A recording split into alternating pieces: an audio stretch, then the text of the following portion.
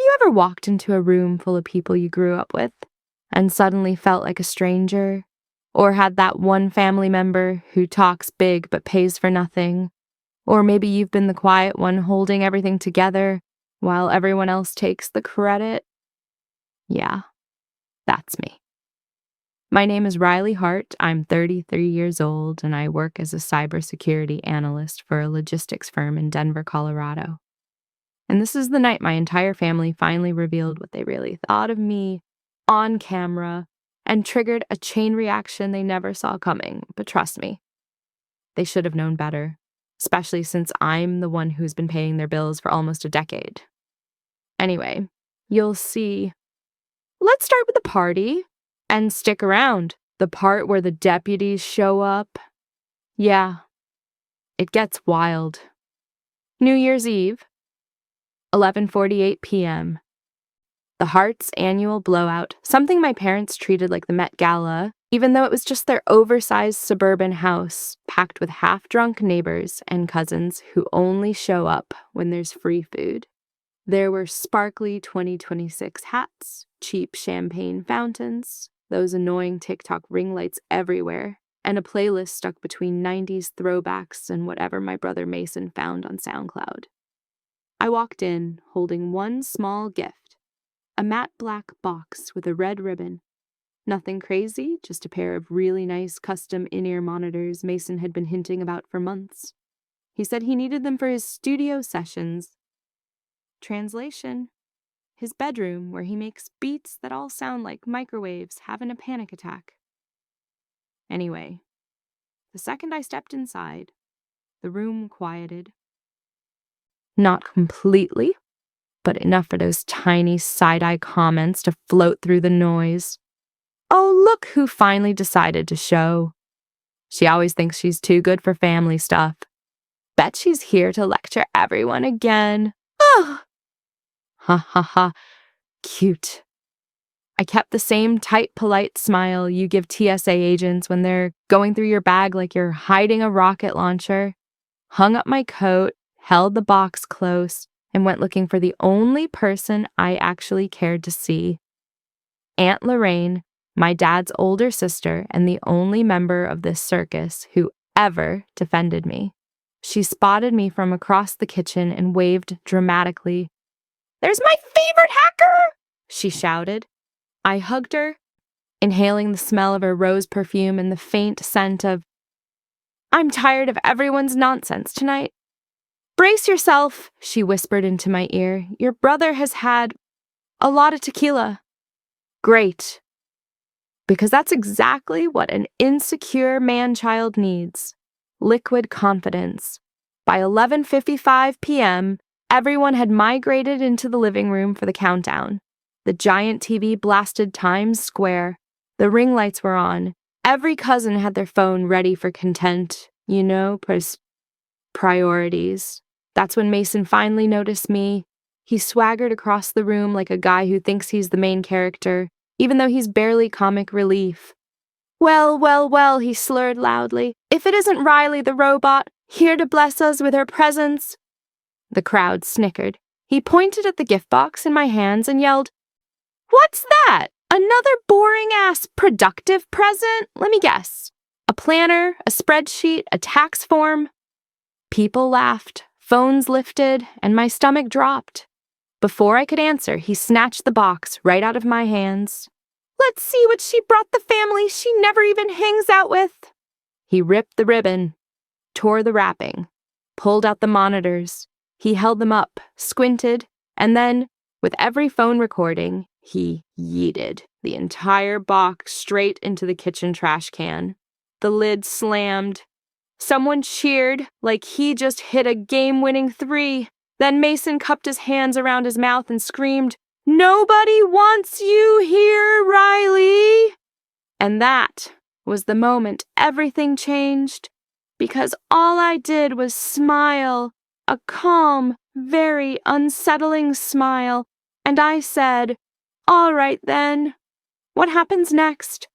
Let's just say Karma showed up wearing a badge."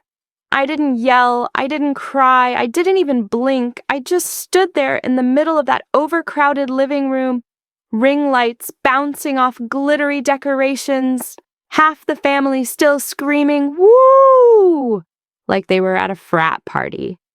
And I smiled. Not a nervous smile, not a fake polite smile. Nah, the kind of smile people get when they finally decide, bet, I'm done. I slipped my phone into record mode inside my pocket, angled downward but catching everything. The laughter, the insults, Mason's drunken victory pose like he'd just ended world hunger by dunking my gift in the trash. Inside my head, I wasn't hurt. I wasn't angry. I was calculating. See, cybersecurity people have a funny habit. We don't forget things. We archive them. Every insult, every gaslight, every dollar, every favor.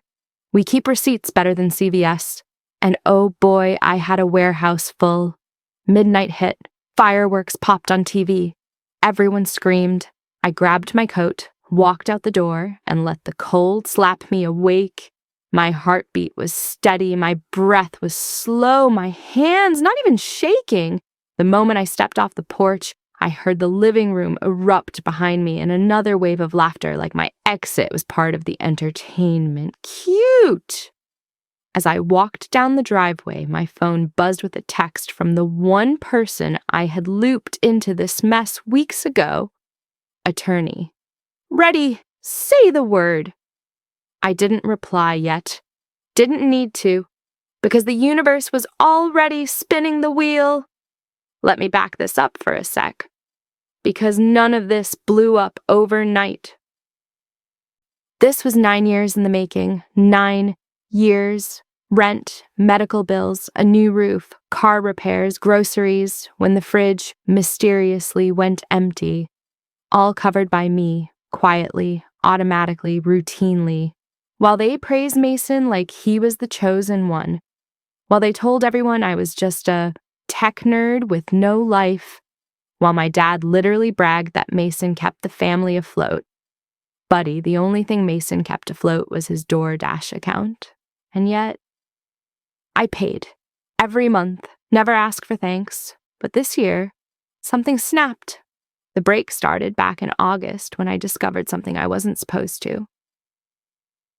My parents, without telling me, had tried to use my credit to secure a home renovation loan for Mason's music studio upgrade, a loan that was denied because the bank required my signature. And that's when I realized these people don't just take me for granted. They think I'm a walking ATM with legs. So I contacted Clarissa Doyle, a real estate attorney I'd met through a cybersecurity conference mixer. She reviewed the documents, the financial mess, the loan attempts, the forged pre-application, the voicemails telling me to be a good daughter and sign, and she said, "Riley, you know you can legally shut this entire thing down, right?" That sentence lived in my head rent-free for weeks. I spent the next month gathering everything: bank transfers, emails, texts, voice notes, screenshots, statements, a digital folder so thick it could crash an old laptop. Clarissa drafted something called a Family Asset Protection Trust, placing full legal control of the Hart house under my name as trustee, quietly, completely, and legally, because I had been the sole financial provider for years. My parents signed it in November, thinking it was paperwork for refinancing.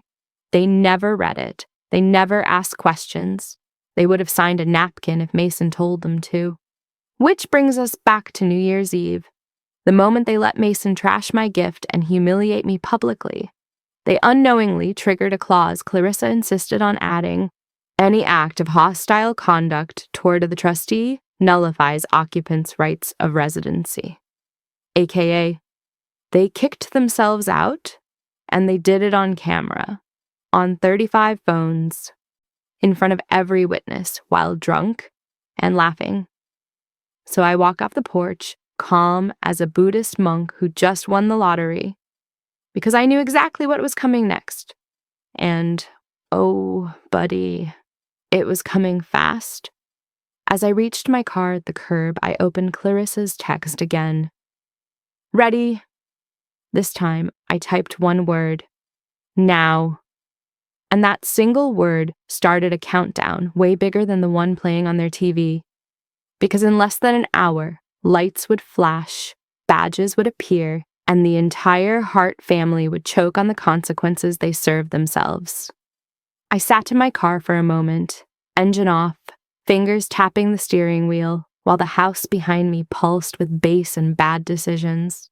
Through the front windows, I could still see silhouettes of everyone dancing, yelling, clinking glasses, completely unaware that the clock on their little fantasy life was ticking louder than the New Year's countdown. At 12:06 a.m., the first text came through. Clarissa, court officer en route, deputies behind him.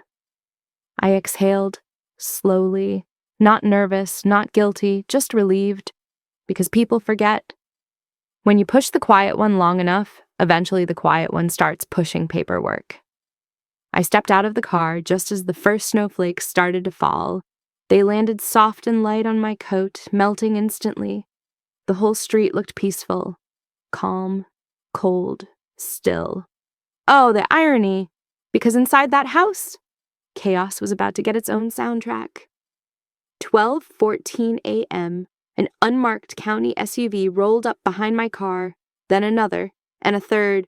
3 deputies stepped out, plus a court enforcement officer holding a thick clipboard and a bright yellow notice that screamed, "This ain't a drill." The officer adjusted his scarf and looked at me. "Ms. Hart." I nodded. "Let's get this done." He knocked once. Just once. The front door swung open almost immediately. My dad, flushed red from champagne and ego, still wearing the glittery, happy 2026 top hat he thought made him look festive, but actually made him look like a drunk traffic cone. He grinned, not yet understanding the severity of what was standing in front of him. "Well, hey now, delivery for the princess? Forget something, Riley?" The officer didn't even blink. "Mr. Hart, we are here to serve notice of trust revocation and immediate removal from the property at 1180 Meadowbrook Lane." "Please step aside." Dad's face twisted like someone just told him Wi-Fi was banned permanently. I'm sorry, what? Removal from my house? Are you out of your damn minds?" Deputy number 1 held out the paperwork. "This residence is held under the Hart Family Asset Protection Trust. Trustee, Riley Hart. Due to recorded hostile conduct and attempted unauthorized financial encumbrance, the occupants are ordered to vacate immediately." Dad stared at the papers like they were written in Russian. Behind him, voices started piling up. Neighbors, cousins, some random guy from Mason's friend group who was still holding a plastic cup and half a meatball slider. Mom appeared next, robe barely tied, mascara smudged like she'd been crying for hours, even though she'd been laughing 5 minutes ago. "What is this?" she shrieked. "This is our home. This is where we raised our children." Deputy number 2. "Ma'am, the trustee has documented financial responsibility for the property for multiple years. You were notified by clause upon signing. This is a lawful action." Mom blinked fast. "Clause? What clause? We didn't sign anything like—" "Oh, yes, you did, sweetheart. That November refinancing packet. Yeah, you signed every page like it was a Costco membership application. Didn't even skim it." But she didn't need to hear that from me. Aunt Lorraine pushed through the crowd, arms crossed, lips tight. When she reached the doorway, she didn't even look surprised. "Told y'all," she muttered. "I told y'all she wasn't gonna keep letting you walk all over her. That's my girl." Then Mason stumbled up, barefoot, shirt half unbuttoned, still wearing the stupid silver chain he bought from a gas station kiosk and called custom. "What is this BS?" he barked. "You can't do this. This is illegal. This is fraud. Riley hacked the system or something." The officer raised an eyebrow. Sir, legal documents are attached, and please refrain from approaching me again. But Mason kept going, of course. He pointed at me like a toddler tattling on someone who ate the last cookie. You're seriously doing this? Over a joke? You're kicking your own family out? On New Year's? You're heartless. Heartless, buddy. You tossed my gift in the trash like you were auditioning for the NBA. I stepped forward, finally. Mason, I said calmly, you told me nobody wanted me here. I'm just following instructions. The crowd gasped. Somebody whispered, Damn. A neighbor actually said, Oh, she got him good. Deputy number 3 taped the giant yellow notice to the front door. Occupants have 15 minutes to gather medication, essentials, and pets. All other belongings will be cataloged in the morning. Dad's face crumbled. Mom collapsed onto the welcome mat. Mason looked like someone unplugged his entire nervous system. And me? I felt nothing. Not revenge, not guilt, just closure. But trust me, the fallout hadn't even started yet, because the internet was about to get involved. And when that wave hits, nobody stays standing. The front yard was dead silent, except for Mom's dramatic sobbing, Dad's confused stuttering, and Mason pacing like a malfunctioning NPC. Meanwhile, the deputies stood calm and professional, like this was just another Tuesday night eviction instead of the implosion of the Hart family legacy. Inside the house, the music was still playing. No Hands blasted through the speakers with the bass shaking the floor, which honestly made the whole thing feel like a tragic comedy. One by one, guests peeked out the windows like nosy raccoons, eyes wide, phones half raised but too scared to record in front of law enforcement. The bravest ones stepped onto the porch to get fresh air, but really they just wanted front row seats. You could practically smell the regret. Dad finally snapped out of his shock. He jabbed a finger at the officer like he was about to threaten Apple Care support. This is ridiculous. This is our home. We've lived here for 30 years. Deputy number 1 cut him off politely. Sir, the trust paperwork states you do not legally own the property. The trustee does. Dad turned slowly, like a robot with low battery, and stared at me. You did this, he whispered. I tilted my head. You told me earlier this year that family takes care of family, remember? Well, I took care of the house. You just didn't like the fine print. Aunt Lorraine cackled under her breath. Should have read the damn forms, Dennis. Mom gasped like Aunt Lorraine had slapped her with a Bible. This is cruel, she wailed, mascara streams running down her cheeks. You're going to embarrass us in front of the whole neighborhood? Bestie. You embarrassed yourself when you joined the applause after your son yeeted my $400 gift in the trash. But okay, Mason tried again, stepping forward like he suddenly had authority. Look, officers, my sister has issues. She's always been, intense, and she's obsessed with money and control. She can't do this. Deputy number 2 held up a hand. Sir, any further interference will result in detainment. That shut him up real quick. He backed up with his hands raised like he wasn't the same dude who threw my headphones into a garbage can 30 minutes ago. I stood at the bottom of the driveway, watching the circus. Mom ran inside, screaming about her important belongings. Dad stormed upstairs, muttering every dad curse word in existence.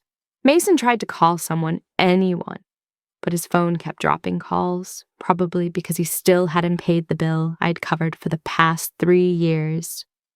Guests slowly trickled out, not making eye contact, doing that awkward shuffle like, damn, this is wild, but I gotta go. Good luck, though. One neighbor whispered to another, Bro, I told you that family was weird. Their voices carried. Beautiful. Inside the house, drawers opened and slammed. More yelling, Mom dramatically shouting, "Where's my cross-stitch bag? My mother made that!" Dad yelling back, "Why are you looking at me? I don't even know what that is."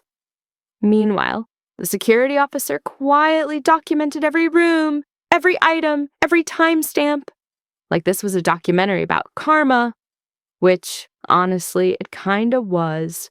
When they finally piled out onto the porch, Mom carrying a tote bag and a random lamp, Dad holding a shoebox like it contained national secrets, Mason clutching his laptop like someone might steal his beats.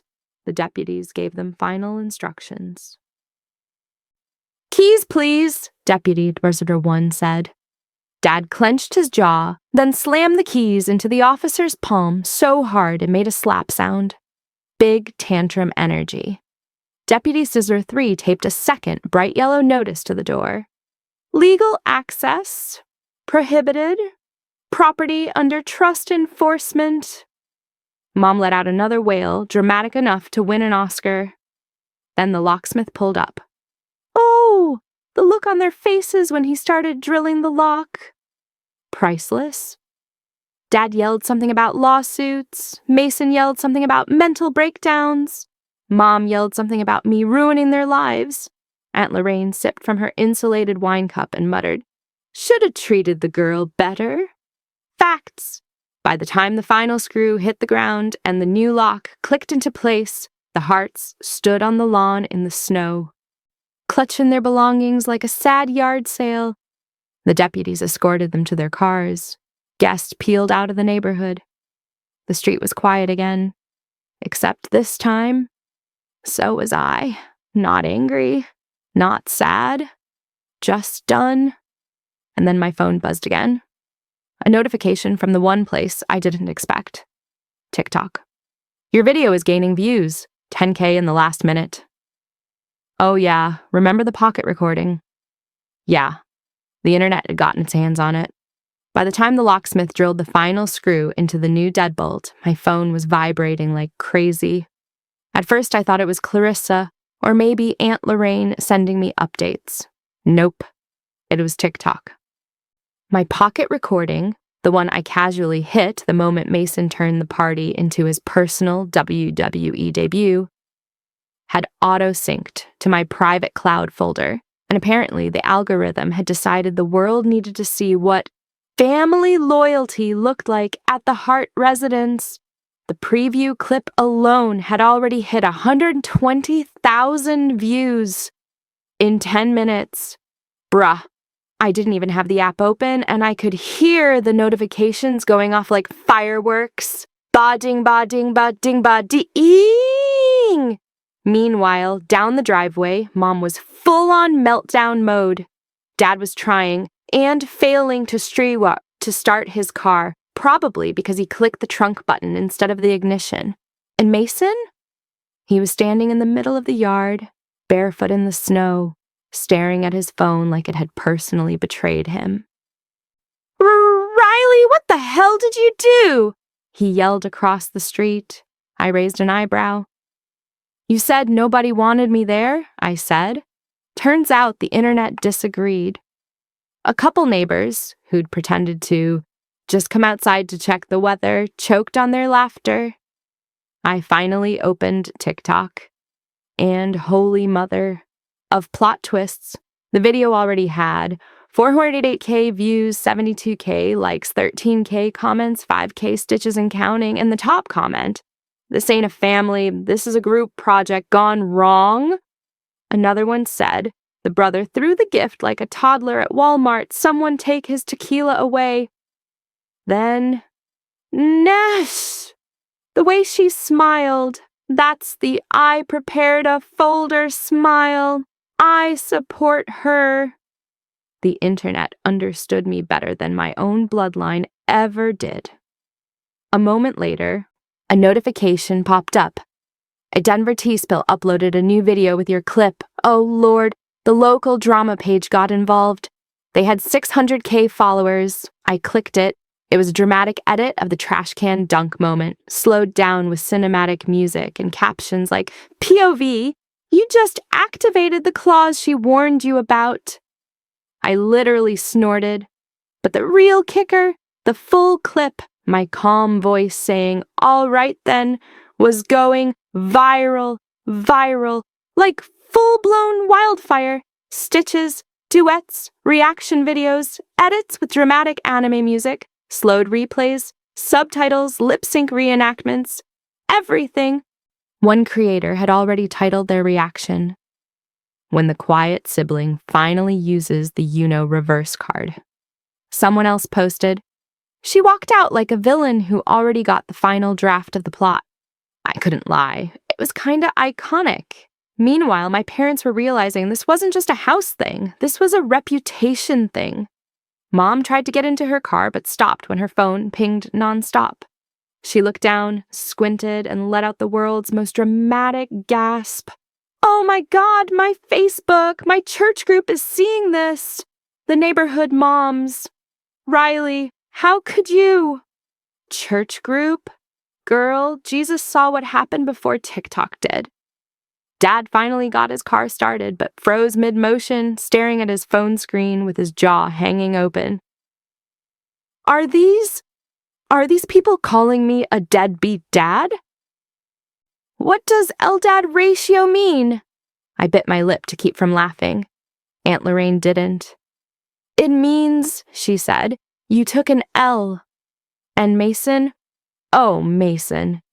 He watched one of the stitches play. A guy impersonating him dunking a box into a trash can yelling, "Nobody wants you here, E!" And he turned beet red. "This is defamation," he shouted. "Buddy," I said, "that's literally you." One of the deputies even snorted at that. Then came the moment I knew would break the camel's back. A notification banner slid across my screen. Hart House HOA has commented on your video.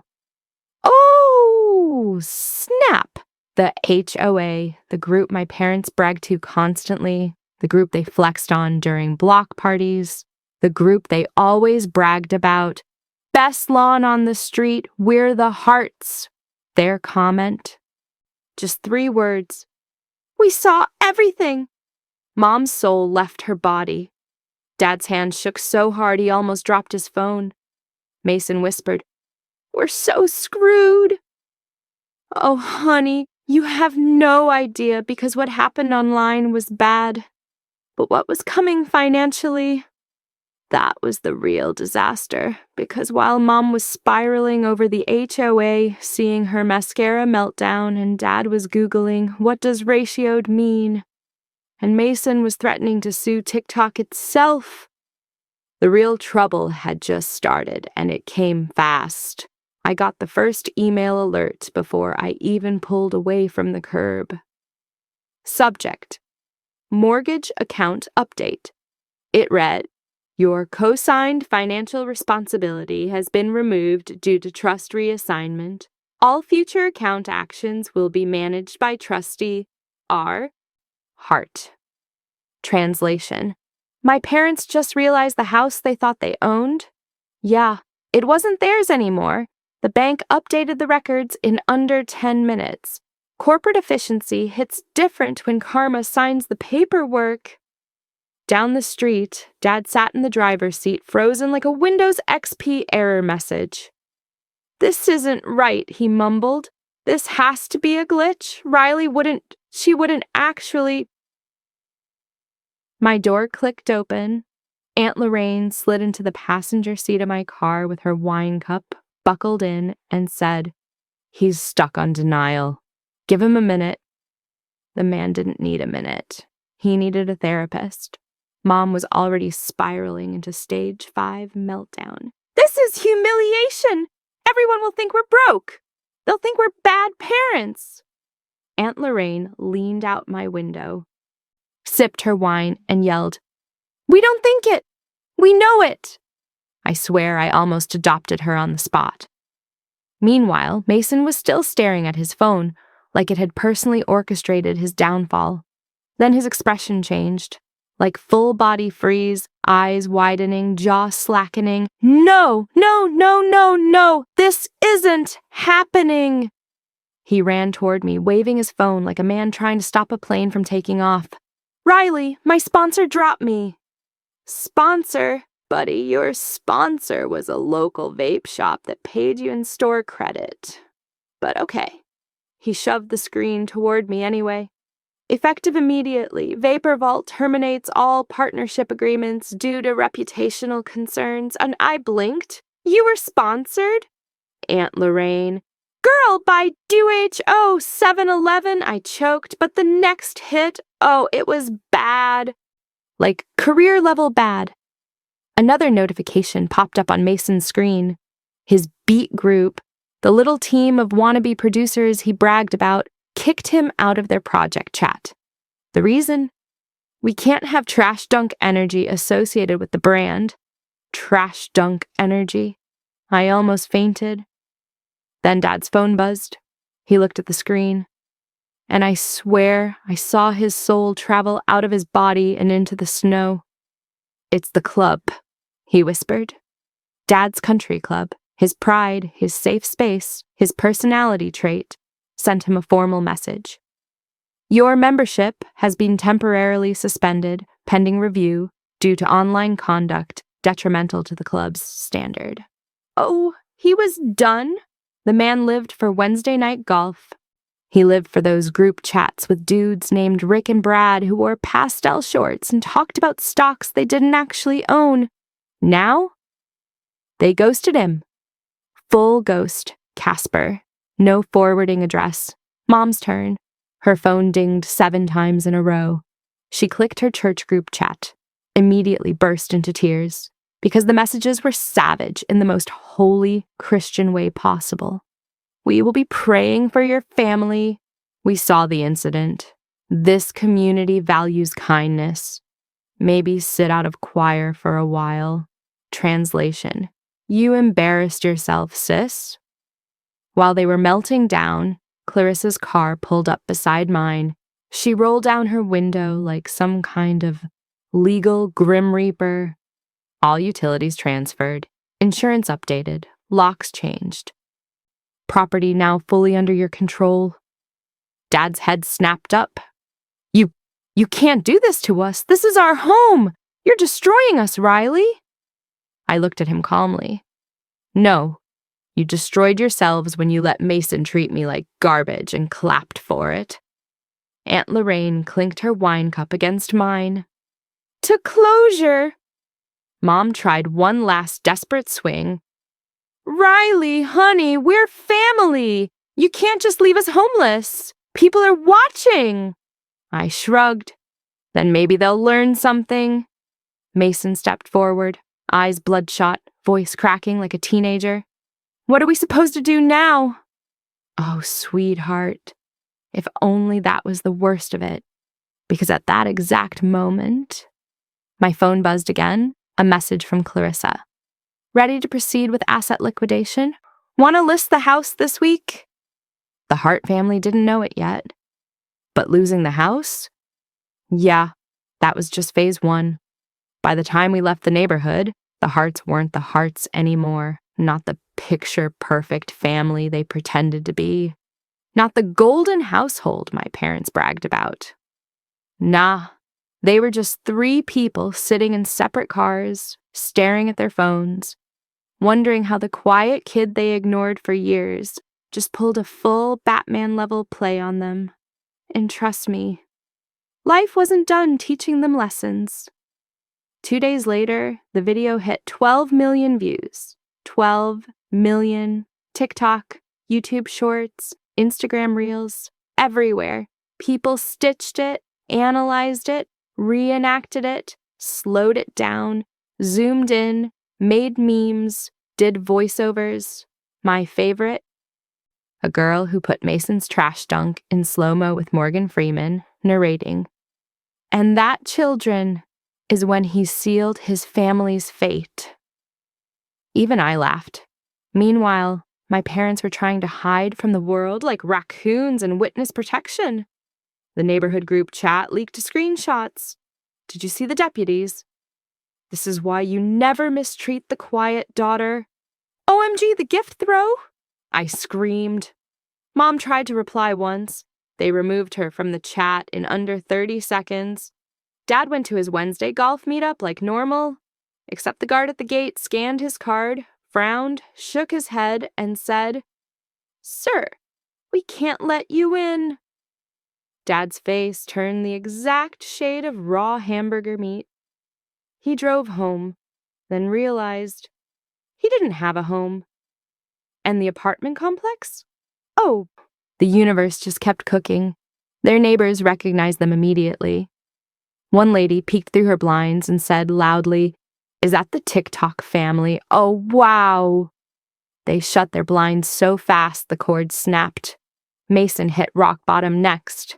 His music collective blocked him everywhere. His last 2 applications for sponsorship rejected. His friends gone. His old high school buddies making memes out of him. And the final kicker, the bar he worked at found the video and fired him because they do not tolerate hostile behavior toward family. They really just didn't want customers recognizing him every 5 minutes. He posted an Instagram story crying in a parking lot saying, "It was just a joke. She ruined my life." The comments dragged him harder than gravity. Meanwhile, I was doing great. Like, thriving great. My condo paid off, my savings untouched, the trust fully under my control, Aunt Lorraine living her best wine aunt life. And the house? Clarissa moved fast, listed, staged, sold within 10 days, cash offer, over asking price, closed faster than my family could refresh TikTok. The profits mine, legally, completely, no guilt, not even a sprinkle. I set up a scholarship fund with a portion of it for first-generation women in tech, named it the Quiet Girls Fund, because quiet girls don't stay quiet forever. My parents tried one last pitiful attempt to guilt-trip me. A handwritten letter, very dramatic, lots of "we're your family" and "we made sacrifices for you." I mailed it back unopened with a sticky note that said, "Return to sender." Aunt Lorraine applauded. New Year's Eve, 1 year later. My condo was lit with warm lights, soft music, comfortable laughter. 10 young women, the first scholarship recipients, sat around my living room talking about big dreams and even bigger opportunities. These girls weren't future ATMs for ungrateful families. They were future engineers, coders, analysts, founders. Aunt Lorraine floated around refilling snacks like it was her mission from God. At 11:55, we stepped onto the balcony overlooking Denver's skyline. Fireworks sparkled across the rooftops. The girls huddled in coats, smiling, glowing, hopeful. And I thought, this is what family feels like. Not blood, not DNA, not guilt or obligation, but people who actually choose you back. No shouting, no trash dunks, no humiliation, just peace. When midnight hit, phones came out, but not to record anyone's downfall, just to celebrate something new. I lifted my glass. "To the quiet ones," I said softly, to the ones who finally stopped carrying everybody else's weight. And to new beginnings. We clinked glasses as the fireworks boomed. I didn't think about my old family at all, and honestly, that was the best part. If you're watching this right now, thank you for sticking with my story. Make sure to like, share this video, and subscribe to the channel Silent Revenge Lab. We've got more wild stories coming, trust me. You don't want to miss what's next.